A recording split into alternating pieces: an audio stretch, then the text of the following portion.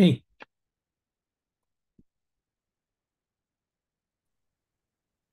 Hey, Mark Antoine.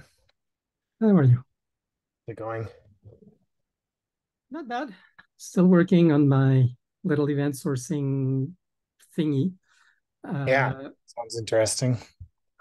I'm happy with it. It's still there's still so much to do. It's not even funny, but I'll get there one step at a time. Um, what did I want to say? One second, I'm just checking the latest.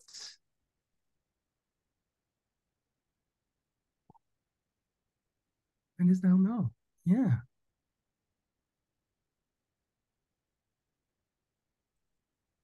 Oh God.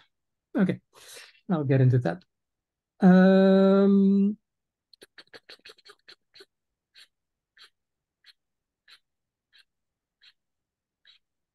Okay. I there's two of us. I could give a short demo of it if you want, or I could Yeah. speak about something else. But have you seen the previous demos? Well, I saw one demo. You're going through the UI and showing I don't know what to call it, the stuff that I think The, prompts the model. yeah, it's visually there's not that much more than before, except I now have um, WebSockets, so I can get warned about new events. What I'm working on, and this is maybe I'd rather talk about hurdles at this point. Maybe it's productive. I don't know, because I think there's a part of it that has to do with what we're all doing and not with the technicalities of my solution. Mhm. I'm. It was very clear to me that I'd have multiple that I'd have event stream inheritance. So I can say, here's this event stream, and it gets all the events from these other streams. It makes sense to me in the sense of, for example, I have a conversation and all the assertions, like people have their individual streams where they make assertions, and Mhm. there's the conversation space that has all these assertions put Mhm. together, Mhm. right? So it gets, or another, so that's the kind of federation use case. Now, the projections in the federated space might be different from the projections in the original space Mhm. because in the federated space you may want social truth as opposed to uh, locally I'm just asserting stuff. Mhm. The another use case is branching what if scenarios. This is stuff I kind of believe, so that's on one stream. I want to run a what if experiment. So I create a temporary stream, but I say there's all the stuff I believe, which is still there. Plus, okay, what if this thing were true? And then look at the consequences. But what's still the common core belief would still all apply. I want to inherit all that old Mhm. accumulated knowledge. So those are the basic use cases. Mhm. Now I'm realizing that it makes the folding logic much more complicated. Like if I say something in my conversation and I've decided to import your assertions because I think I agree with you in most things, so I've imported your things as you know stuff I kind of believe, Mhm. and then I disagree with you on one thing, so I put a no, here's what I believe as opposed to what Carl believes. So I make an event to contradict one of your statements, which is fine, and then you revise your statement either to something closer to what I believe or to something even totally different. So it's a Mhm. newer event. I get the event, oh, belief revision of Carl on this issue. And then how would I know that I don't necessarily want to update this? Or maybe I do. Like it's a new updated belief of you on this. So maybe I want to look at it so that, I can take it into account. Maybe you've thought of something new I want to know about. Or maybe it's you changing your mind on you're such in a different space than I am that no, I want to keep my version. But that means that the folding function that just looks at current state, and the current state can be whatever I want, but it shouldn't have to look back in time at past history, because that defeats the purpose. So it should have a complex current state and say, oh, revise belief by X. But I know that my belief on this is this. How much do I need to remember? How complex should the state be to update the knowledge properly? And if we put it in more philosophical terms and less, the technicalities of my implementation, when somebody updates their belief and we're doing kind of federation, do we need to know everything about what they knew before to update the aggregate? Because that's really what it's about. We're trying to maintain an aggregate of this is the social belief about X, and there's all these individual updates. What does the aggregate look like? That in particular will know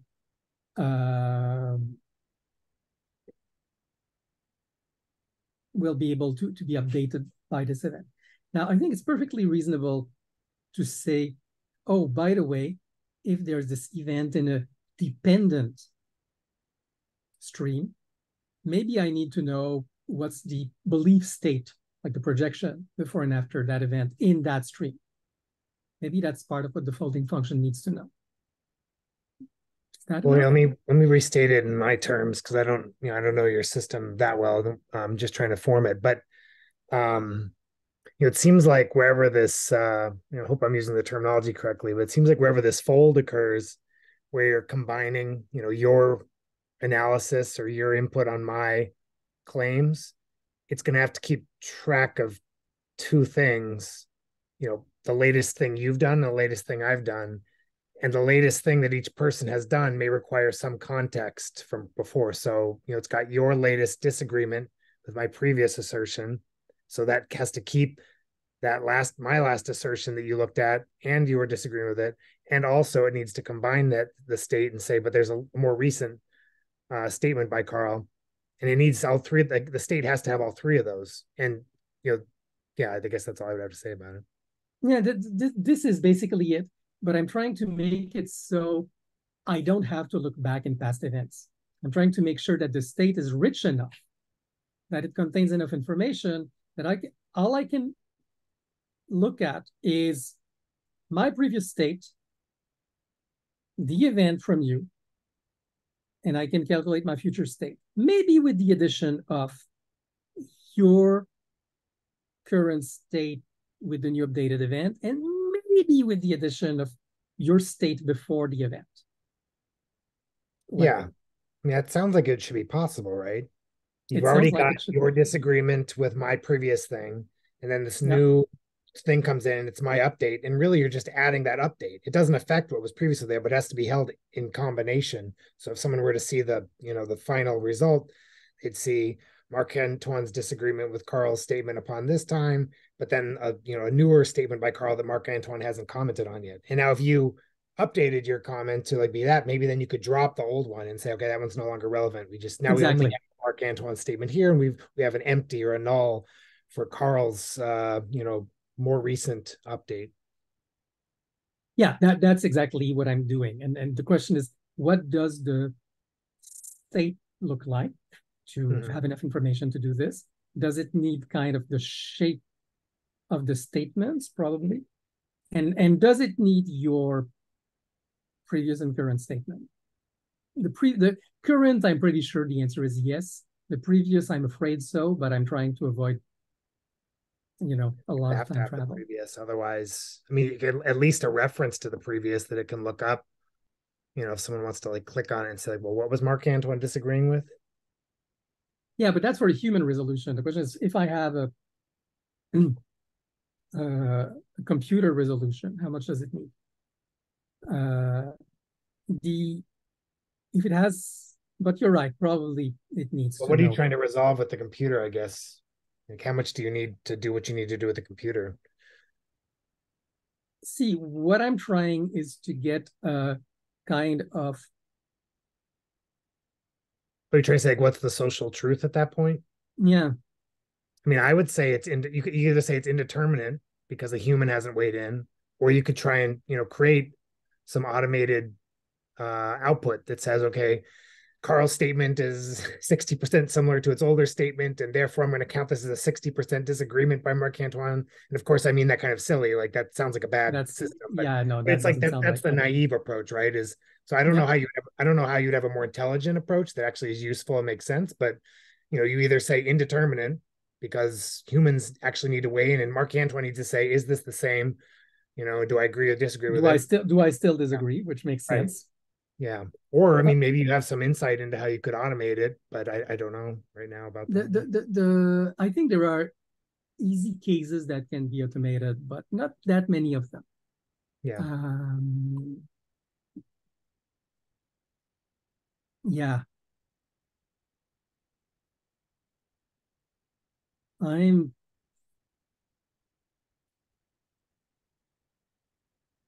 hmm. What I'm thinking is, for example, if I have a social truth in the sense of, so many people believe version A, so many people believe version B, so many people version C, so many people believe version C. Like forget the Marc-Antoine versus Carl. I'm just trying to do a social map of who believes which version of that statement. Okay, suppose this is mutually exclusive positions on a single issue. And that way, the update event is not enough because it tells me what's your new position, but it doesn't tell me what your previous position was. So because I'd have to subtract you from the previous position and add you to the new position, presumably. So that's a case where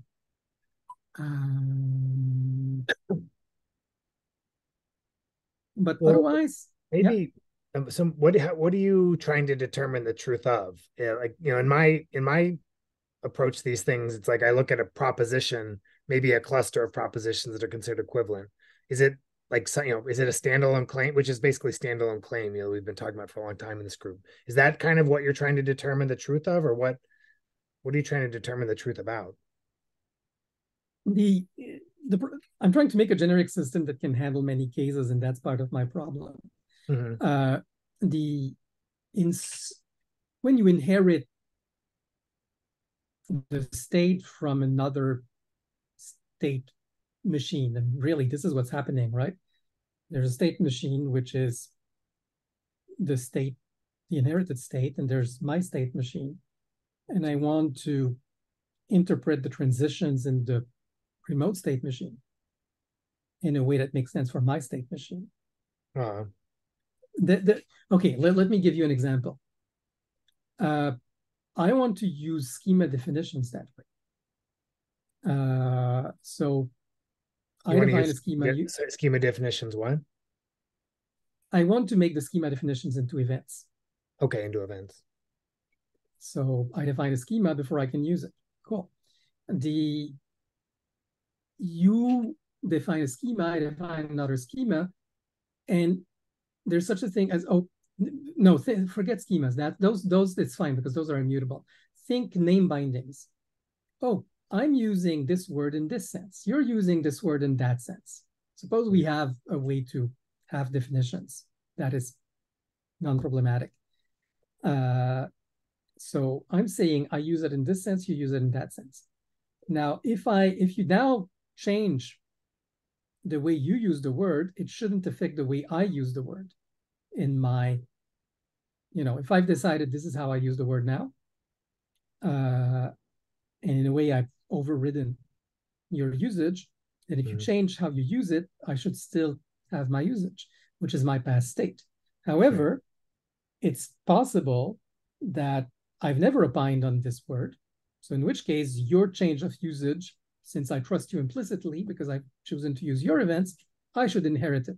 So the question of whether I process the event of you've changed how you use the word depends on whether I've used it myself.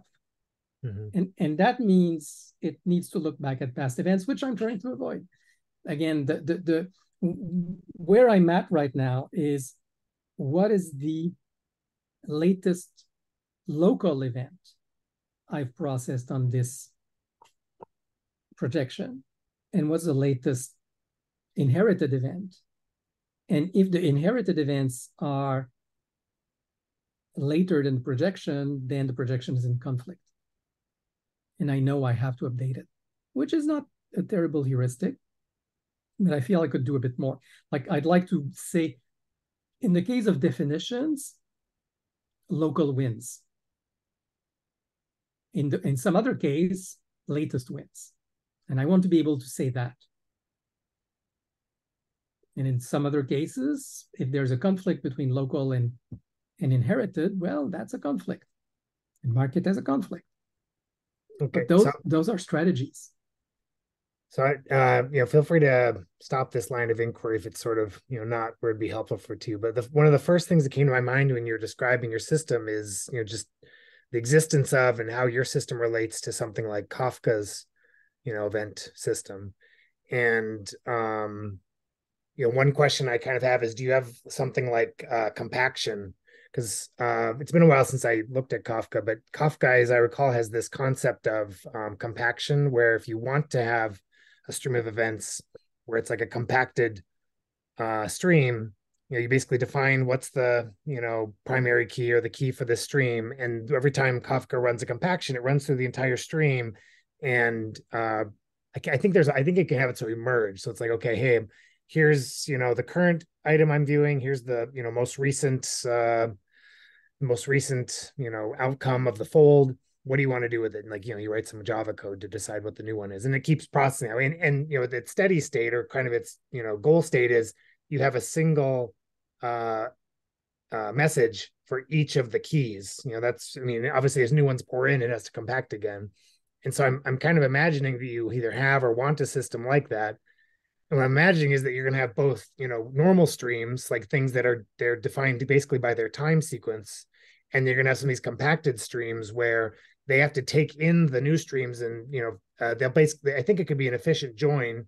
I think Kafka keeps track of it, also like with like a index, like it can tell you can index into to at least what the current maybe the last since the last compaction, what's the item that corresponds to this key, so it doesn't have to read through the whole thing. I think you do that quickly, so you're getting the stream in, and as the stream comes in, you grab the stream, you perform a join, and you insert a new item into the stream, into the compacted stream, and there may be some latency, or some sort of eventual consistency where if another one comes in, you might be comparing it to the old one before it's got compacted. And this comes down to specifics of how your system would work or how Kafka's compactions work. But anyway, that basic idea of, there's streams of events that are time-based, but there's also these compacted things where they kind of keep just the most recent state. And if you think of it that way, your problem just sounds like a question of, well, what do I want to keep in the compacted one? And that just comes down to like, what do you need to, answer the questions you want? And then just having that system in place and putting in all the pieces that make it work. Is that, The yeah. It's not totally wrong. I have Kafka is an event streaming platform, and I'm Yeah. doing event sourcing, which is close to event streaming but subtly different. It's a subtle difference. Yeah, it's been a while since I looked into this.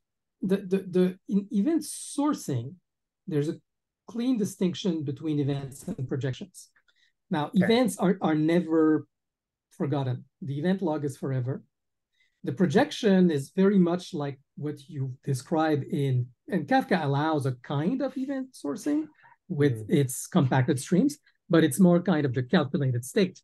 The projection is a calculated state, and you may, and this is very close to your compacted streams, you may keep past snapshots of the projection. And that way, the projections are a kind of derived event stream. Mm-hmm. Right? But they're not, because there's no guarantee that you'll keep the past compaction, the past projection archive. The one beauty of the system is the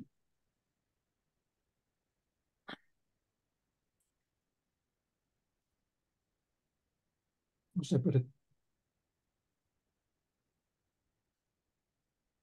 the if you're unhappy with your calculations, if you've made a if you're unhappy with your calculations and your projections, you can rerun the folding functions on the event stream which you've kept and get a new projection with a different calculation. And that's a core of what I'm trying to do. There can be multiple projections for one entity. That makes sense. What else is there to know? I think it makes sense. I mean, so your one distinction you're making is that Kafka doesn't necessarily by design keep all the events. So it's not possible to replay from the beginning of history. It is, but it's tricky. Like you have to really work on Kafka to tell, oh, by the way, this one thing is forever and this one isn't, and blah, blah, blah. There's a semantics to it. Mm-hmm. This is well, not totally unrelated because I thought of it, but it's very unrelated. Have you heard of the Rama architecture that recently came from what's that guy's name? Same guy that did Storm, like Nate something. He was at Twitter and he did Storm at Twitter. He now has the Rama. He was known for the Lambda architecture that was kind of like a vogue big data processing, like combining real-time data with batch data. Now he's come up with a new platform that it's commercial, unfortunately. So Rama, RAMA. Yeah, if you probably just do Rama architecture. Yeah, well, no, I'm getting physical architecture. The Google gets blocked. Okay, well, let me look up Storm Creator. Rama architecture software. Oh, it should be easier to find. Nope. I'll get the link. No, it's really not. So the answer is no. It reminds me of a similar one that is, whose name escapes me right now, but there was another one very similar, similar acronym.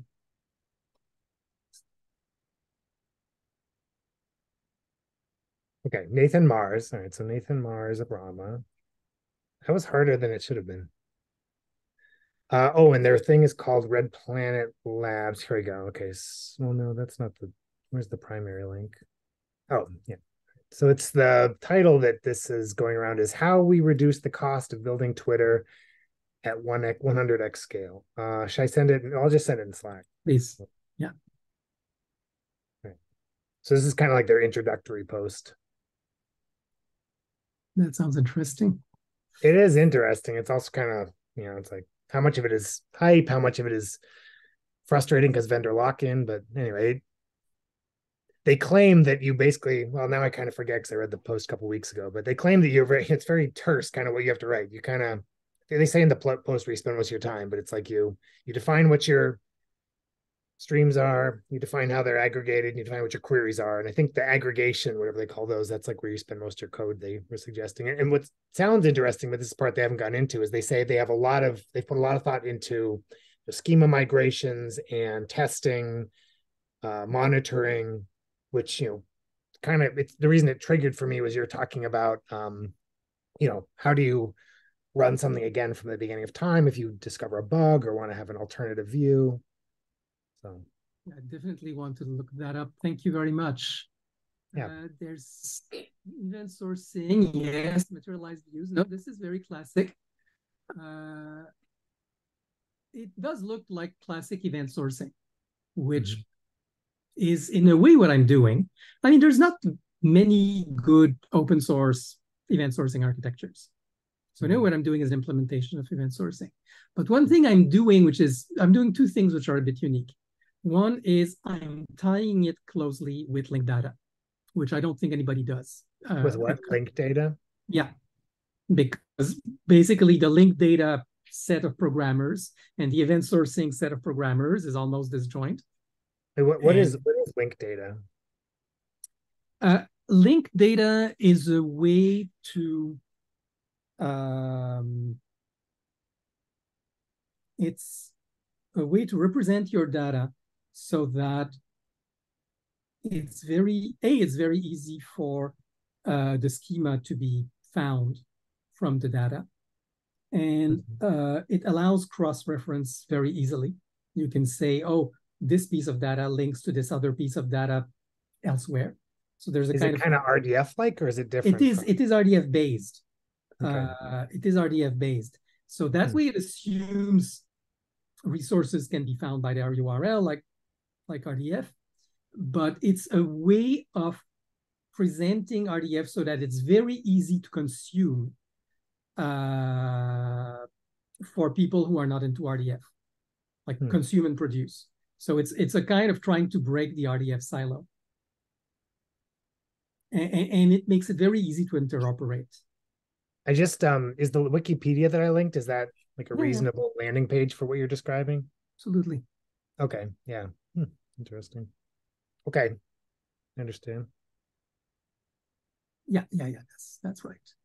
And a lot of semantic web. So it's part of the semantic web very much, but it's about saying we can link between bits of the semantic web and make it the semantic web federation. So I'm doing That an sounds event sort. interesting. What? Have you, is this open source? Yeah, yeah. This combination of how do I find it? It sounds interesting. What I'm doing? Yeah. Yeah, it's absolutely open source. Is it SenseCraft, or how do I find the? It's giving you the GitHub. 1 second.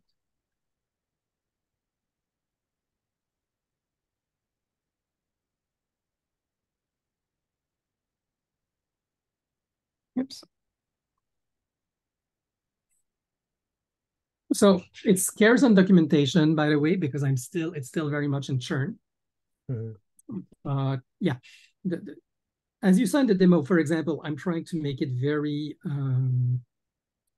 friendly to. It's a classic REST Open API. So there's an Open API bindings, and it's in every endpoint provides something that can be decoded as linked data, which is important too, which is something I'm trying to keep alive.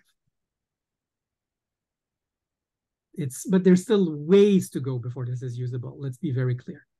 Yeah. Is HyperKnowledge Event DB, is that kind of the main? The event is one tiny piece of the whole HyperKnowledge vision, but right now it's it's the foundation. Okay. Yeah, let's just try to figure out where I start reading the source. Yeah, yes, absolutely. Look, I'd like to see, look at the tests. So you'll see what the tests are scanned. It's not full coverage, but it's like, this is what I expect to work. I create an event stream. I add a schema to the server, and then the event will allow, like, I create events that create projections, and the handlers are part of the data, which means I can change the handlers. Like, it's all declarative, and the projections are, you can change the projection logic. Now, the schema evolution is not done yet. There's still a lot to do, but I'm definitely working towards it.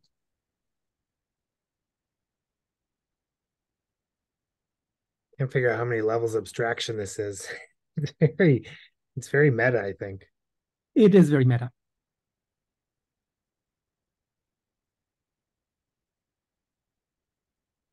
So What are let the me, tests? Can you talk me through what the tests mean? I'm looking at yeah, test yeah, base. That's yeah, the yeah. primary file. Let's do that. Let's do that. Yeah. Summary, share screen, desktop. So let me first stash my current work, because it'd be nice if things worked. Okay, so if we look at the test, and first let's look at the schemas. So here's a simple schema. You're not sharing if you're meant to be. Oh, sorry. Better? Yeah. Now I see a schema. Okay, so let's look at a simple schema first. Okay. I don't think this. Oh no. Okay. There's that file in there. Yeah, Simple. it's in test schemas. Simple schema. Okay. Got it. Okay, so this is my example schema. And basically, I have the idea that here's a schema, and in the schema, there's event schemas and projection schemas. And the event schema, so I'm defining two event types. create document, update document.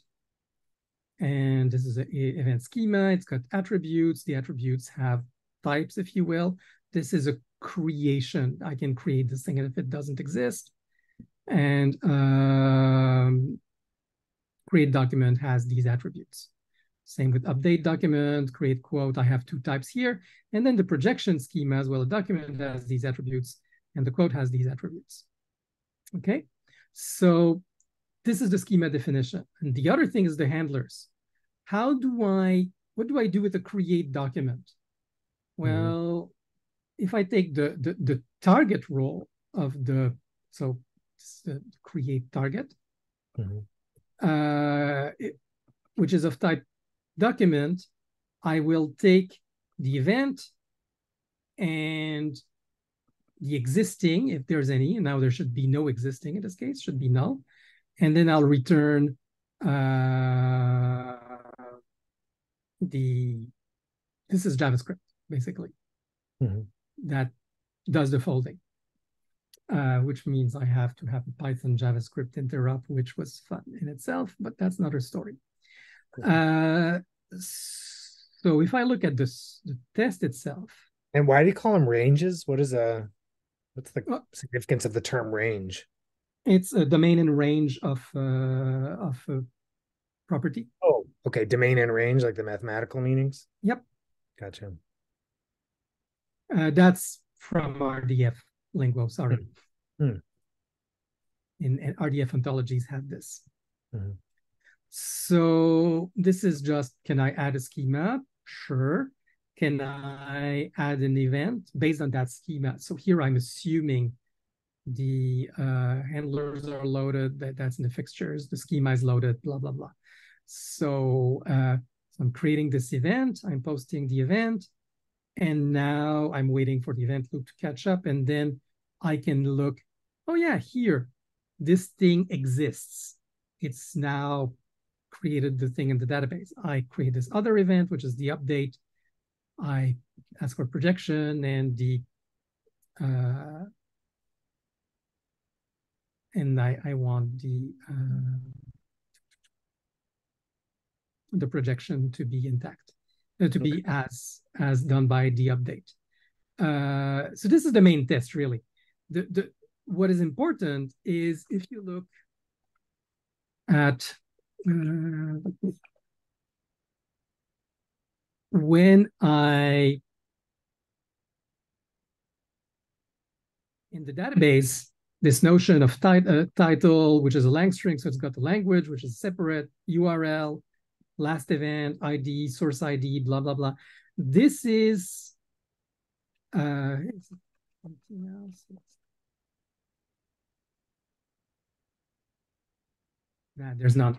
And right now things are in flux because I'm coding, but basically when I'm adding this event, see here you see a document that was created. This table in the database is generated when I add the schema to the system.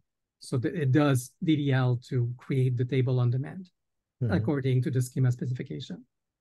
The event schema is just stored as a blob, but there's validation using Pydantic, whatever. I can also get in the one second. Now, again, things are stashed and probably don't work as well as they should, but source schema, get schema.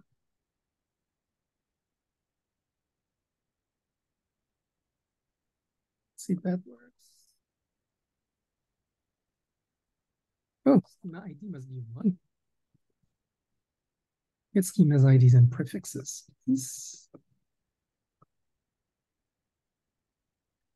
No, okay.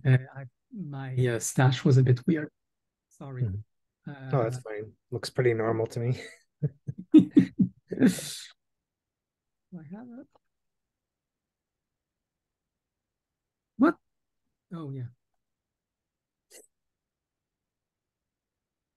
So delete from topic where ID equal to 3, 4. So let's start from uh, and event. And now you'll notice, because I've deleted the event, the database EX document doesn't exist anymore. It's gone. Wait, So so explain that again. What just happened? When I you deleted an event, it automatically got rid of another table? I deleted the schema and the schema that Oh, defines those because you'd have tables. this that Postgres event sourcing thing you were describing, like the Yeah, Rust, WASM. it's Oh, all working interesting. over Postgres. Yes, Oh, interesting. it's not using over WASM yet. That is for next stage to make Mm-hmm. it all happen within Postgres. Right now, it's happening in my server, Mm-hmm. but still, it's a Python server that executes JavaScript. It could eventually execute WASM instead. Mm-hmm. Um, the what did I want to say? Agent, blah blah blah. So yeah, that table is gone. So now if I let me go through the look out my that's fails. So my to nope. Oh come on.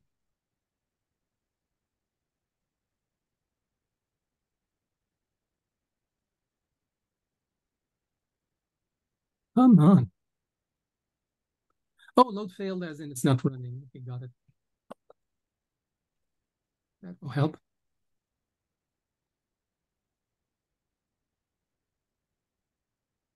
All right. Close. Now I can add schema. That's the same schema I showed you. Uh, execute. Now it's been added. Now the thing exists again in the database. The quote and the projection, the tables for projections exist. Hmm. And what I wanted to show, I'll get schema IDs and prefix.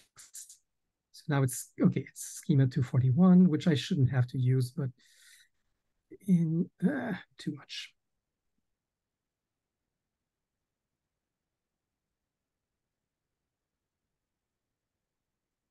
Should be able to get this just from the, okay, so I can get the schema back. Mm-hmm. And in theory, I can ask for, did I put that here? No, there's a way for me to get it as JSON schema. Like what's Mm-hmm. the equivalent JSON schema for this? Mm-hmm. But I'm not sure I have that here. Okay, too bad. Sorry. I thought I had that. This But is now, tricky. You're trying to do so many things at once. You're creating this, event streaming platform, but then on top of it, you're creating an and abstraction for truth. It's a lot. yes, I'm doing a lot, yes. But that's precisely it. I cannot do the abstraction for truth without this, I'm pretty sure, because the thing has to be mobile. Okay, so now I'm creating the event. Please create this document. And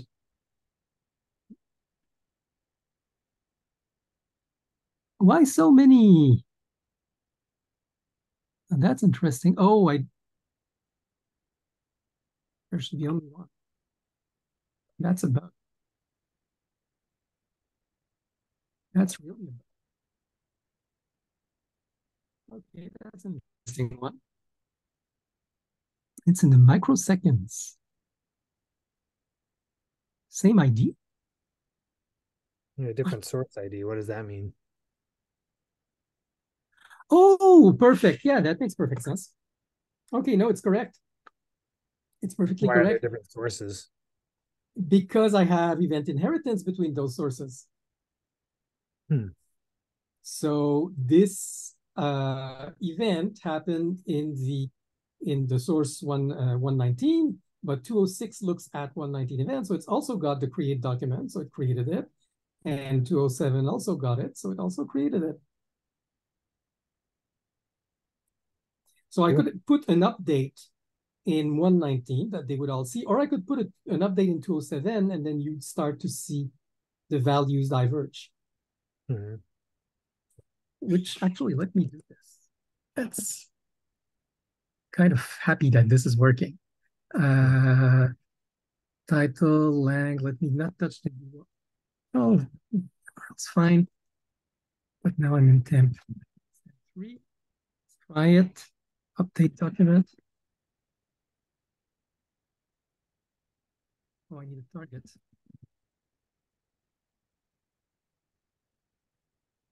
The target is this.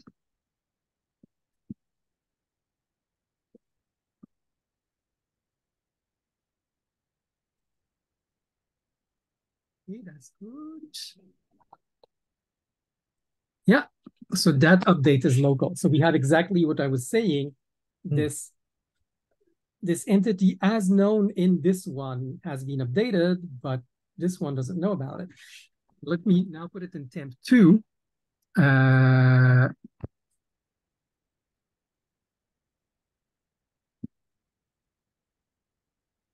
And now what I have is temp 2 and temp 3 both believe this because it came in temp 2. Temp 3 inherits from temp 2, despite the fact that there was a local assertion in temp 1, which is annoying.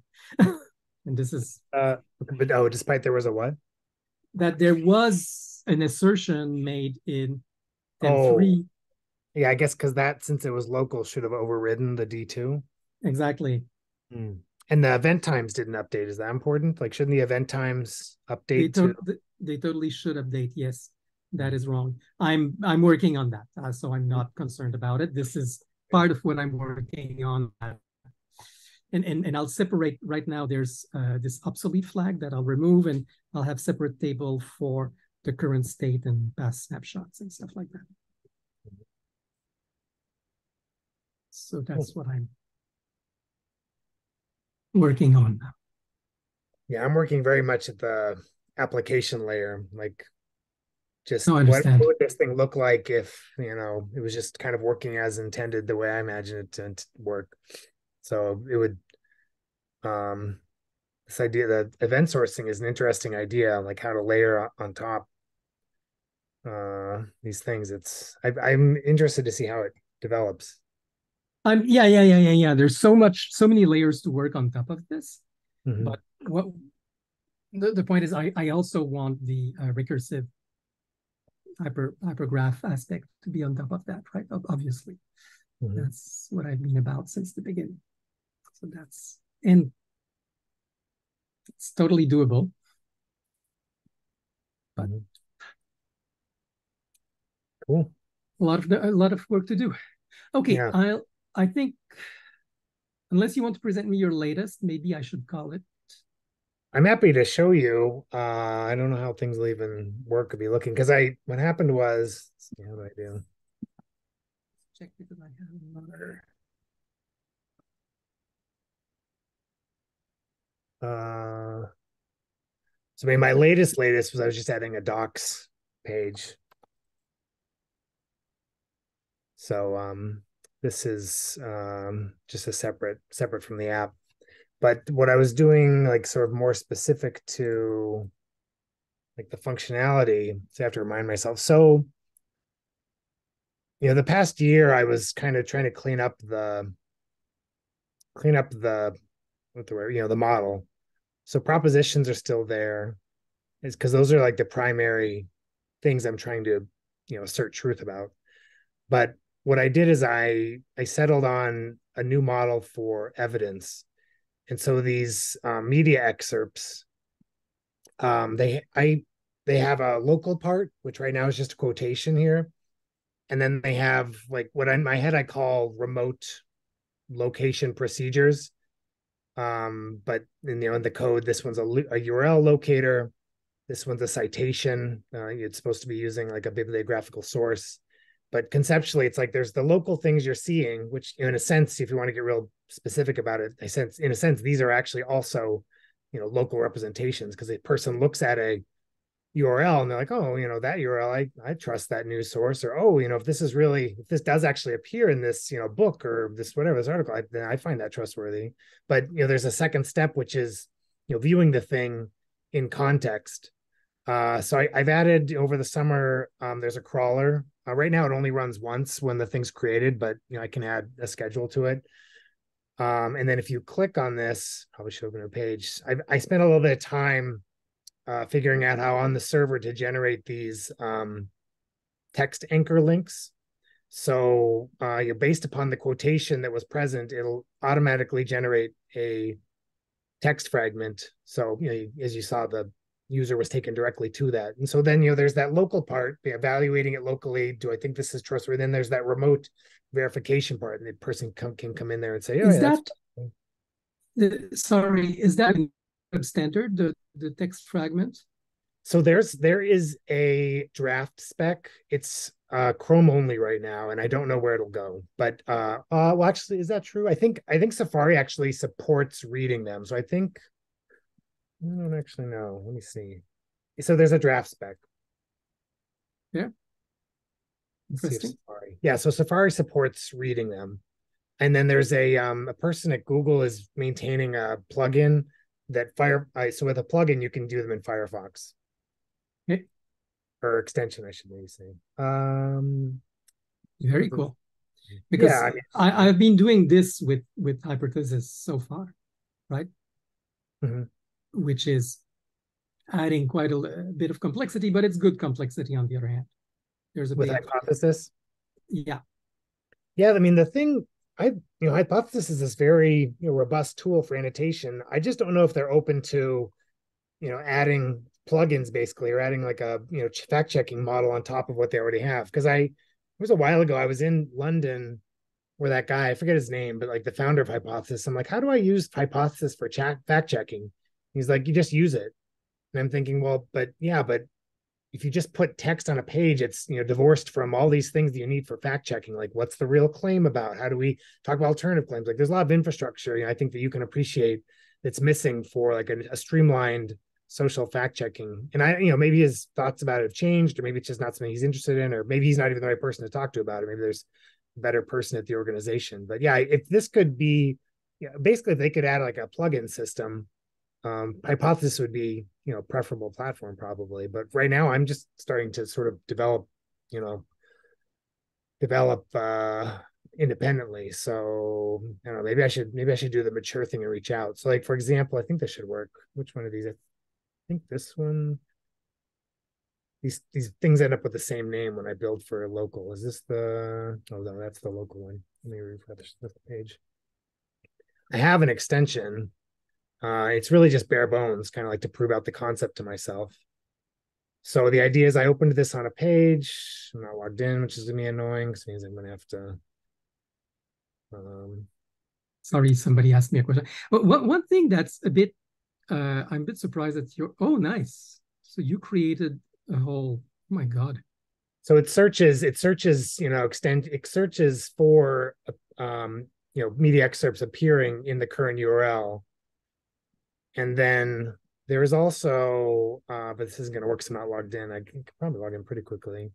That's Oh, a wait, lot of where's work. plus? How'd you? Yeah. Huh. So I'm by no means a Chrome extension expert. There should be a context menu item here, and I don't know why it's not showing up. But anyway, you can imagine that then there's a item to add this to Howju. It doesn't work. And Hmm. another question, you have kind of two references, so they're assumed to be the same, right? For These two. yeah. So they're not necessarily assumed to be the same. They're not necessarily assumed to be the same. And here's so what I tried to at least conceptually allow for here is that let's say that a quote is republished. So you may have a blog that is quoting an article or a book. And so this media excerpt conceptually should accept all of those. That would be acceptable. Because really what we're talking about, where is it the same unit of speech? Conceptually, is it the same speaker making the same statement in the same event of statement? Like if a different person says the same thing at different times in different places, that would technically be a different media excerpt. But if it's the same person, like they wrote a book or they gave a press conference, and you've got a transcript of it, and you've got a video of it, and you've got a blog post that quotes the transcript or quotes the video, all three of those could refer to the same, be the parts of the same media excerpt. So you could add different bibliographic sources here, like different citations, and you could add different URLs. And the idea is that the person viewing this is just answering, like, is this a correct statement? I guess this one doesn't show speakers. So speakers are the third relation here, where it's this person is the speaker. Here's a citation where they said it. Here's a link. Most of these are one-offs because on prod I'm mostly just kind of creating things as I find them, and I don't have enough time to go like deep and like add, oh, here's several different sources that I'll say it. That's kind of like an outstanding to do, is to use the prod database to get better content. Yeah, no kidding. And it's really a problem that you want to automate this, but there's no the quote semantics in HTML is not reliable. People don't use it reliably. That What is it? means Quote?